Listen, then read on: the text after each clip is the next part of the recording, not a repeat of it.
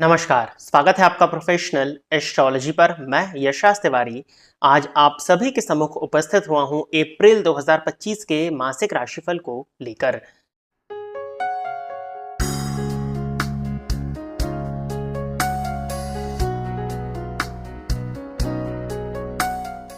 आज के इस राशिफल के कार्यक्रम में हम एक वीडियो में दो राशिफल के विषय में चर्चा करने वाले हैं और वो दो राशियां कौन सी होने वाली हैं वो आपको स्क्रीन पर मेंशन करके दिया हुआ है।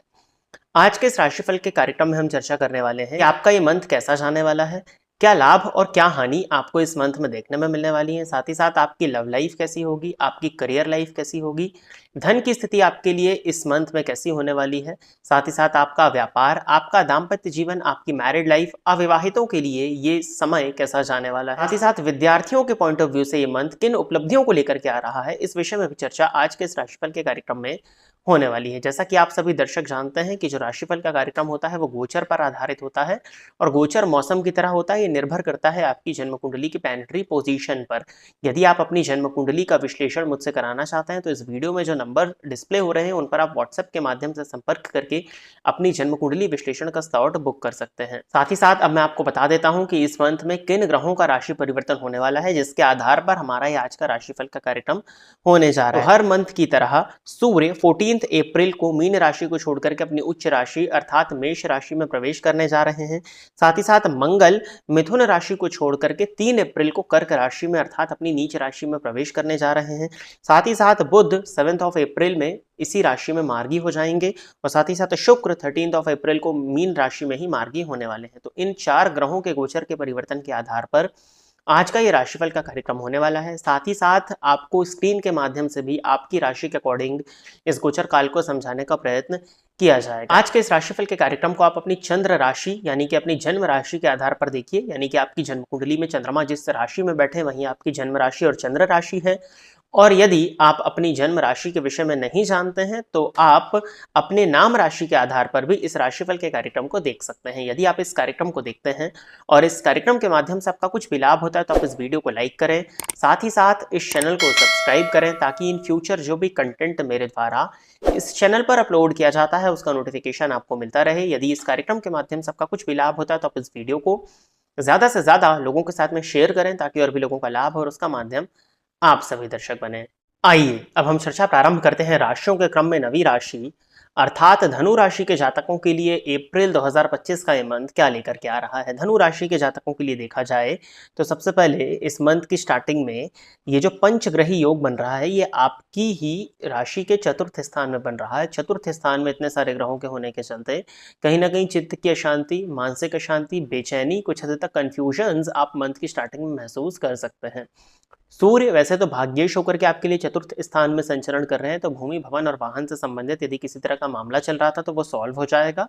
और साथ ही साथ भूमि भवन या वाहन को आप खरीदने का प्लान कर रहे थे, नहीं खरीद पा रहे थे बहुत लंबे समय से, तो ये आपका जो सपना है भूमि भवन वाहन को लेकर के ये पूर्ण होता हुआ इस मंथ में दिखाई दे रहा है, इस मंथ के फर्स्ट हाफ में दिखाई दे रहा है। मदर की हेल्थ में परेशानी आ सकती है, माता और पिता दोनों की ही स्वास्थ्य में परेशानियां इस मंथ के फर्स्ट हाफ में आपको देखने में मिलने वाली है। स्पेशली मदर की हेल्थ में परेशानी इस पूरे ही मंथ होने वाली है, तो आपको अपने मदर की हेल्थ का ध्यान देने की ज़रूरत है। यदि आपका बीपी सडन राइज करता है या सडन फॉल करता है तो आपको अपनी ब्लड प्रेशर की हेल्थ का ध्यान देने की ज़रूरत है। यदि हार्ट से संबंधित आपको किसी तरह की परेशानी रहती है, सीने में जलन की भी शिकायत रहती है कम से कम, या हार्ट की बड़े से बड़ी कितनी भी आपकी परेशानी है, आपको अपने हार्ट की हेल्थ को लेकर के बहुत ज़्यादा सचेत और सावधान होने की आवश्यकता है इस मंथ में। और अगर आवश्यकता पड़े तो डॉक्टर से जाकर के मिल भी लीजिएगा। सूर्य का राशि परिवर्तन होगा 14 अप्रैल को और ये राशि परिवर्तन करके पंचम भाव में आपके लिए संचरण करना प्रारंभ करेंगे। सूर्य का आपके लिए पंचम भाव में जाना, वो भी भाग्येश होकर के उच्च राशि में पंचम भाव में जाना, आपके लिए कई मामलों में बहुत ही श्रेष्ठ ये गोचर काल दिखाई दे रहा है। जैसे सूर्य का पंचम स्थान में जाना आपके ज्ञान में वृद्धि को प्रदर्शित करता है, आपके सुख सुविधाओं में वृद्धि को प्रदर्शित करता है, आपको नई चीज़ें सीखने में मिलने वाली हैं, आपकी स्किल्स का डेवलपमेंट होता हुआ दिखाई दे रहा है। आप धार्मिक कृत्यों में रुचि लेंगे, धर्म कर्म में आपका मन लगने लगेगा, पूजा पाठ मंत्र साधना इत्यादि में भी आपका मन लगता हुआ इस मंथ में 14 अप्रैल के बाद में दिखाई दे रहा है। पंचम भाव में सूर्य के होने के चलते संतान को लेकर के कुछ हद तक चिंता हो सकती है, लेकिन सूर्य आपके भाग्येश है तो कोई बहुत ज्यादा चिंता करने की आवश्यकता नहीं है। संतान के साथ में कुछ हद तक मतभेद या संतान से दूरी होती हुई दिखाई दे रही है, वो डिस्टेंस वाइज दूरी होगी, जिस वजह से हो सकता है कि आपको कुछ हद तक इमोशनली अच्छा ना लगे। वैसे भी इमोशंस के घर में इतने सारे ग्रहों का होना, शनि राहु की युति का होना, इमोशंस के पॉइंट ऑफ व्यू से समय बहुत अच्छा नहीं माना जाएगा। प्रेम संबंध के पॉइंट ऑफ व्यू से भी देखा जाए तो लव एंड रिलेशनशिप में, लव लाइफ में ईगो की उत्पत्ति हो सकती है और अहंकार की वजह से प्रेम संबंध खराब होता हुआ दिखाई दे रहा है, तो अहंकार पर आपको नियंत्रण लगा करके रखने की जरूरत होगी। सूर्य की दृष्टि आपके लिए 11th हाउस पर होगी, तो आपको एक सोर्स से अधिक सोर्सों से यानी कि मल्टीपल सोर्सेस ऑफ इनकम देखने में मिलने वाले हैं। बड़े भाई बहनों के साथ में आपके रिलेशंस जरूर थोड़े खराब हो सकते हैं, परंतु आपको आपके सोशल नेटवर्क का, आपके सोशल सर्कल का लाभ देखने में मिलेगा और कोई इच्छा जो कि आपके मन में बहुत लंबे समय से थी वो 14 अप्रैल के बाद में पूरी होती हुई दिखाई दे रही है। यानी कि सूर्य का गोचर जब पंचम भाव में होगा तो आपके लिए इच्छा पूर्ति के पॉइंट ऑफ व्यू से बहुत अच्छा है। विद्यार्थियों के पॉइंट ऑफ व्यू से भी सूर्य का गोचर पंचम भाव में अच्छा है। स्पेशली यदि आप गवर्नमेंट सेक्टर में एंटर होने के लिए प्रिपरेशन कर रहे थे तो आपको ये समय काफी नई उपलब्धियों को देने वाला दिखाई दे रहा है। बाकी पढ़ाई में आपका मन लगेगा, कंसंट्रेशन के पॉइंट ऑफ व्यू से भी सूर्य यदि 5th हाउस में आएंगे तो ये आपके लिए अच्छी ही उपलब्धियों को प्रदर्शित कर रहे हैं। मंगल आपके लिए यदि देखा जाए तो पंचम भाव और 12वें भाव के स्वामी होकर के इस मंथ की स्टार्टिंग में सप्तम भाव में और 3 अप्रैल को राशि परिवर्तन करके 8th हाउस में संचरण करना प्रारंभ कर देंगे। पंचम भाव का स्वामी मंगल जब अष्टम भाव में नीच राशि में संचरण करेगा तो यदि आप साधना इत्यादि से जुड़े हुए हैं, किसी मंत्र की सिद्धि करते हैं, तब तो ये समय आपके लिए अच्छा है। रिसर्च की फील्ड से यदि आप जुड़े हुए हैं, पीएचडी के यदि आप विद्यार्थी हैं, किसी भी फील्ड में अगर आप रिसर्च कर रहे हैं, स्पेशली टेक्निकल लाइन में यदि आप रिसर्च कर रहे हैं, ज्योतिष की फील्ड से जुड़े हुए हैं, ज्योतिष की फील्ड में यदि आप रिसर्च कर रहे हैं, तभी मंगल का गोचर 8th हाउस में होना आपको सहयोग देगा। परंतु कहीं ना कहीं आपके लव एंड रिलेशनशिप के पॉइंट ऑफ व्यू से और संतान पक्ष के पॉइंट ऑफ व्यू से देखा जाए, यानी कि अगर हम रिश्ते का विचार पंचम भाव से करते हैं तो मंगल आपको परेशानियों का कारण बनेगा। संतान को लेकर के चिंता हो सकती है, लव एंड रिलेशनशिप में अलगाव और गलतफहमी की स्थिति बन सकती है क्योंकि सूर्य ऑलरेडी ईगो उत्पन्न कर रहे हैं। साथ ही साथ पेट से संबंधित परेशानियां, आपकी स्टमक हेल्थ में परेशानियां आएंगी, गुप्त रोग होने की पॉसिबिलिटीज बनती हैं, पेट में अल्सर्स इत्यादि का हो जाना, पाइल्स इत्यादि की शिकायत आपको इस मंथ में देखने में मिल सकती है 3 अप्रैल के बाद में, क्योंकि मंगल 8th हाउस में संचरण कर रहे हैं पंचमेश होकर के, वो भी अपनी नीच राशि में।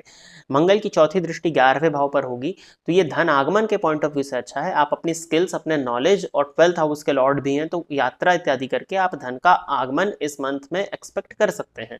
धन का आगमन होगा और इच्छाओं की पूर्ति में भी मंगल आपको सहयोगी होंगे। जो भी आपकी भौतिक इच्छाएं हैं उसमें मंगल आपको सहयोग करेंगे, परंतु कहीं ना कहीं बड़े भाई बहनों से दूरी या अलगाव की स्थिति भी बनती है। आप उन पर अपना प्रभुत्व बनाने की कोशिश इस समय पर कर सकते हैं। आपको अपनी वाणी पर नियंत्रण लगा करके रखने की आवश्यकता होगी, क्योंकि अष्टमस्थ मंगल की दृष्टि द्वितीय भाव पर होने के चलते आपकी वाणी में कड़वाहट साफ प्रदर्शित हो रही है।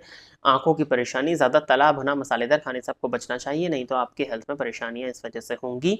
और अपने कुटुंबीजनों पर बहुत ज्यादा दबाव बना करके रखने के प्रयत्न आपको इस मंथ में नहीं करना चाहिए, नहीं तो कहीं ना कहीं कुटुंबीजनों के साथ भी विवाद आपका संभव है। और मंगल की 8वीं दृष्टि तृतीय भाव पर होगी तो सडन यात्रा, आकस्मिक यात्रा आपकी हो सकती है, और आकस्मिक यात्रा से कहीं ना कहीं आपको धन का लाभ तो मिल ही जाएगा, परंतु फिर भी हेल्थ का ध्यान देने की जरूरत है, नहीं तो हेल्थ को लेकर के आप इस मंथ में परेशान हो सकते हैं। बाकी बुध आपके लिए 4th हाउस में संचरण कर रहे हैं, नीच राशि में वक्री होकर के उच्च के समान फल दे रहे हैं, और 7 अप्रैल के बाद में ये नीच के समान ही फल देना प्रारंभ कर देंगे। तो करियर वाइज तो ठीक है, हो सकता है कि आपको करियर का थोड़ा सा टेंशन हो, लेकिन करियर में ग्रोथ है। व्यापार के पॉइंट ऑफ व्यू से भी ठीक है, व्यापार से भी आपको लाभ देखने में मिलेगा, परंतु पार्टनरशिप में यदि बिजनेस है तो पार्टनर के साथ में, पिता के साथ में तनाव हो सकता है। साथ ही साथ जीवन साथी के स्वास्थ्य में परेशानियां हो सकती हैं, तो इसका ध्यान देने की जरूरत है। और शुक्र का गोचर, जब शुक्र यहाँ पर मार्गी हो जाएंगे तो आपके लिए बहुत ज्यादा सहयोगी होंगे, आपके सुख सुविधाओं में, आपकी लग्जरीज में वृद्धि करने वाले हैं। परंतु भोग की अधिकता भी कई बार व्यक्ति को रोक दे देती है, क्योंकि शुक्र राहु और शनि के साथ होंगे तो भोग लिमिटेड करना ही जरूरी है। जरूरत से ज्यादा यदि आप भोग करते हैं तो कहीं ना कहीं परेशानी होगी और हेल्थ पर उसका नेगेटिव इंपैक्ट देखने में मिलेगा। शुगर बॉर्डर लाइन पर रहता है तो थोड़ा सा हेल्थ का ध्यान देने की जरूरत आपको इस मंथ में होगी। उपाय के तौर पर सूर्य भगवान को जल दीजिए, हनुमान चालीसा का नित्य एक बार पाठ किया करिए, साथ ही साथ देवी मंदिर में जाकर के शुक्रवार के दिन दर्शन करना आपके लिए इस मंथ में काफी ज्यादा बेनिफिशियल होगा। अब हम आगे बढ़ते हैं और चर्चा प्रारंभ करते हैं राशियों के क्रम में 10वीं राशि अर्थात मकर राशि के जातकों के लिए अप्रैल 2025 का यह मंथ क्या लेकर के आ रहा है। राशिपति मकर राशि के जातकों के लिए शनि बनते हैं, थर्ड हाउस में संचरण कर रहे हैं। कहीं ना कहीं शनि की 7.5 से अब आप मुक्त हो चुके हैं और शनि का गोचर जो तीसरे स्थान में आ रहा है, इसका मैंने बृहद वीडियो बना करके ऑलरेडी अपलोड किया हुआ है, तो जाकर के अवश्य ही शनिदेव का राशि परिवर्तन प्रभाव मकर राशि के जातकों के लिए आपको सुन लेना चाहिए। अब इसके बाद यदि हम मासिक राशिफल के विषय में चर्चा करते हैं तो आपके लिए इस मंथ की स्टार्टिंग में सूर्य अष्टमपति होकर के तृतीय भाव में संचरण कर रहे हैं। अष्टमेश का संचरण तृतीय भाव में होना कुछ मामलों में अच्छा है और कुछ मामलों में बुरा भी है, जैसे कि आपके छोटे भाई बहनों के स्वास्थ्य में परेशानियों को उत्पन्न करता है। कई बार आपके पड़ोसियों के साथ में आपके रिलेशंस को सूर्य यहाँ बैठ करके खराब कर देते हैं, परंतु कुछ मामलों में अच्छा है कि आपके पराक्रम में, आपके पुरुषार्थ में वृद्धि करता है। आपको ट्रेवल के माध्यम से, यात्राओं के माध्यम से लाभ देखने में मिल जाता है। साथ ही साथ सूर्य अगर तृतीय भाव में हो तो आप किसी चीज को ठान लें तो वो चीज को आप पा लेते हैं। तो कहीं ना कहीं आपके पराक्रम, आपके पुरुषार्थ में वृद्धि करता है, जिसके चलते आपको आपके भाग्य का साथ देखने में मिल जाता है। 14 अप्रैल के बाद में सूर्य राशि परिवर्तन करके चतुर्थ स्थान में उच्च राशि में संचरण करना प्रारंभ करेंगे। तो सूर्य आपके लिए अगर उच्च राशि में फोर्थ हाउस में आएंगे तो कुछ मामलों में तो ये पॉजिटिविटी देंगे, जैसे भूमि, भवन या वाहन, स्पेशली जमीन इत्यादि को लेकर के किसी तरह का विवाद चल रहा था और मेनली यदि वो कोर्ट कचहरी से संबंधित था तो वो आपके पक्ष में आता हुआ दिखाई दे रहा है। सूर्य का गोचर फोर्थ हाउस में आएगा तो आपको जनता से सहयोग, जनता से लाभ देखने में मिलेगा। राजनीति के क्षेत्र से जुड़े हुए हैं तो सूर्य का चतुर्थ में आना आपके लिए फेवरेबल होगा। चतुर्थस्थ सूर्य की दृष्टि 10th हाउस पर होगी, आपको आपके करियर में ग्रोथ भी देखने में मिलने वाली है। करियर में प्रमोशन या इंक्रीमेंट हो सकता है। उच्चाधिकारियों के साथ में संबंध में सुधार आता हुआ दिखाई देगा। और यदि आप लंबे समय से गवर्नमेंट सेक्टर में एंटर होना चाह रहे थे, गवर्नमेंट जॉब आपने क्लियर कर लिया था, आपकी ज्वाइनिंग इत्यादि पेंडिंग थी, तो वो भी होती हुई 14 अप्रैल के बाद में दिखाई दे रही है। परंतु अष्टमपति बने हुए सूर्य चतुर्थ भाव में जाएंगे तो मानसिक अशांति और चित्त की बेचैनी आपको महसूस हो सकती है। चतुर्थ स्थान में होने के चलते माता के स्वास्थ्य में परेशानियां हो सकती हैं। आपकी मदर को हड्डियों से संबंधित और हार्ट से संबंधित परेशानियां उत्पन्न हो सकती हैं और आपको भी आपके हार्ट हेल्थ का और बीपी का ध्यान देने की जरूरत होगी, क्योंकि सूर्य चतुर्थ स्थान में आएंगे तो कहीं ना कहीं परेशानी का कारण ही बनेंगे। वैसे तो ये किसी भी पापक ग्रह की दृष्टि से दृष्ट नहीं है, लेकिन अष्टमपति होकर के चतुर्थ स्थान में जाएंगे तो आपके हार्ट हेल्थ का ध्यान देना होगा, क्योंकि वो हार्ट के स्वतः कारक हैं। इसके बाद में यदि हम मंगल के गोचर के विषय में चर्चा कर लेते हैं तो मंगल भी चतुर्थेश होकर के षष्ठ स्थान में है, 3 दिन के लिए रहेंगे। 3 अप्रैल को राशि परिवर्तन करके चतुर्थ भाव में जाएंगे।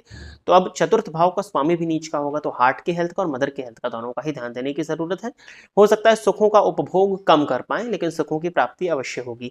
मंगल जब सप्तम स्थान में जाएंगे तो ये नीच राशि होगी। अब सप्तम स्थान में नीच राशि में जब मंगल जाएंगे तो कहीं ना कहीं कोल्ड प्लैनेट के रूप में ठंडे पड़ जाते हैं, बहुत ज्यादा रिजल्ट वहां पर वो नकारात्मक नहीं दे पाते। लेकिन इसके बाद भी मंगल की दृष्टि में का रिजल्ट तो मिलेगा। तो मंगल की जब चौथी दृष्टि दशम स्थान पर होगी तो आप अपने कार्य क्षेत्र में प्रभुत्व बनाने का प्रयत्न करेंगे। हो सकता है कि आप अपने कलीग्स पर प्रभुत्व बनाने का प्रयास करें कि जो मैं बोल रहा हूँ वही होना चाहिए। इस वजह से आपके उच्च अधिकारियों के साथ में और आपके कलीग्स के साथ में रिलेशंस खराब हो सकते हैं।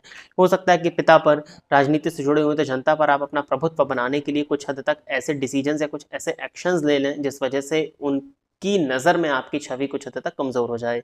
मंगल की दृष्टि लग्न पर पड़ेगी तो आपके क्रोध में, आपके अहंकार में वृद्धि होगी। को बेहतर करने के लिए आप कुछ ऐसे निर्णय ले सकते हैं जो कि आप जल्दबाजी में लें, जिसकी वजह से बाद में आपको पछताना पड़ सकता है। तो इस पर आपको ध्यान देने की जरूरत है। क्रोध पर नियंत्रण लगा करके रखने की जरूरत है।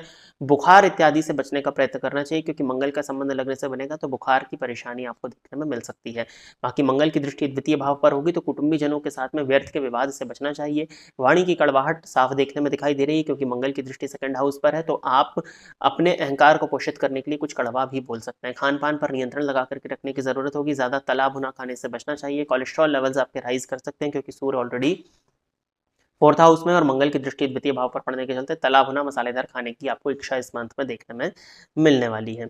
अब मंगल सप्तम स्थान में आएंगे तो पार्टनरशिप में यदि आपका बिजनेस है तो आपको सावधान हो जाना चाहिए, नहीं तो कहीं ना कहीं पार्टनर के साथ में विवाद हो सकता है। पार्टनर पर आप अपना प्रभुत्व बनाने का प्रयत्न कर सकते हैं, जिस वजह से परेशानी देखने में मिलेगी। लेकिन यदि आप इंडिपेंडेंट बिजनेस करते हैं तो व्यापार के माध्यम से आपको धन का लाभ देखने में मिलेगा और अपने व्यापार को लेकर के काफी ज्यादा सुकून शांति में रहने वाले हैं। आप अपने व्यापार से संतुष्ट रहेंगे।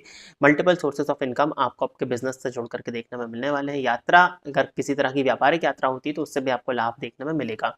जीवन साथी के स्वास्थ्य का ध्यान देने की जरूरत है। जीवन साथी के साथ में भी कुछ हद तक मतभेद, लड़ाई झगड़े की स्थिति बन सकती है, मनमुटाव और तनाव की स्थिति बन सकती है। हालांकि मंगल नीच राशि में तो कोई बहुत ज्यादा चिंता नहीं है। अब शुक्र के विषय में यदि चर्चा करते हैं तो शुक्र तृतीय भाव में अभी तो नीच के समान फल दे रहे हैं, बट 13 अप्रैल के बाद उच्च के समान फल देना प्रारंभ करेंगे। उच्च के समान जब ये फल देना प्रारंभ करेंगे तो उसके बाद में आप जो भी एफर्ट्स करते हैं, जो भी आप मेहनत कर रहे हैं, उसका आपको रिजल्ट देखने में मिलेगा और आपको आपके भाग्य का सहयोग मिलेगा।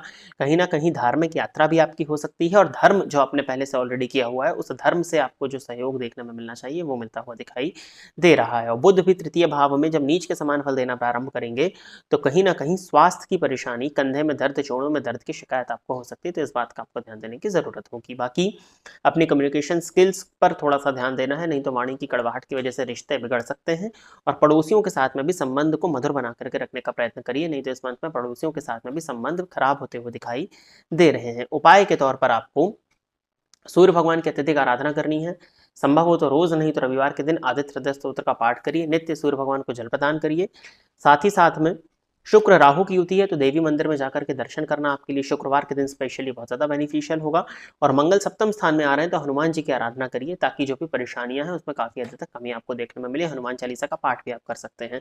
इस मंथ में आपको रामनवमी और हनुमान जन्मोत्सव का पर्व भी देखने में मिलेगा, तो इस दिन यदि आप सुंदरकांड का पाठ कर लेते तो ये उपाय करना भी आपके लिए इस मंथ में काफी ज्यादा बेनिफिशियल होगा। तो प्रिय दर्शकों, ये था धनु राशि एवं मकर राशि के जातकों के लिए अप्रैल 2025 का राशिफल। आशा करता हूं कि धनु राशि के जातक एवं मकर राशि के जातक मेरे द्वारा बताए गए इस राशिफल के कार्यक्रम से संतुष्ट होंगे। यदि आप इस कार्यक्रम को देखते हैं और इस कार्यक्रम के माध्यम से आपका कुछ भी लाभ होता है तो आप इस वीडियो को लाइक करें, साथ ही साथ इस चैनल को सब्सक्राइब करें ताकि इन फ्यूचर जो भी कंटेंट मेरे द्वारा इस चैनल पर अपलोड किया जाता है उसका नोटिफिकेशन आपको मिलता रहे। यदि इस कार्यक्रम के माध्यम से आपका कुछ भी लाभ होता है तो आप इस वीडियो को ज्यादा से ज्यादा लोगों के साथ में शेयर करें ताकि और भी लोगों का लाभ और उसका माध्यम आप सभी दर्शक बने। आज के इस कार्यक्रम में बस इतना ही रखते हैं। नमस्कार।